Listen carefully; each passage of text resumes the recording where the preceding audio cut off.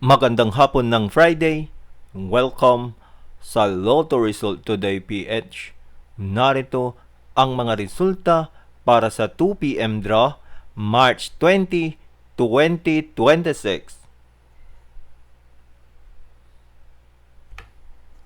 Para sa resulta ng 2D Lotto, 11 at 14.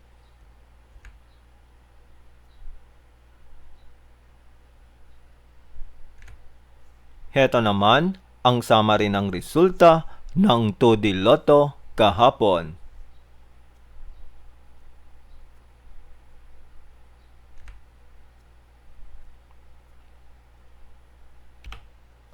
Para sa resulta ng 3D Lotto, 9, 4, at 7.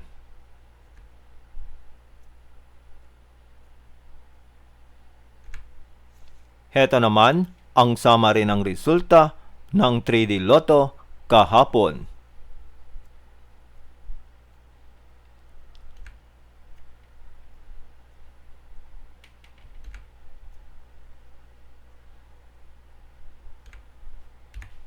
At yan ang mga resulta ngayong 2 p.m. draw. Para lagi kang updated sa mga Lotto draw result, mag-like and subscribe. Maraming salamat sa panonood.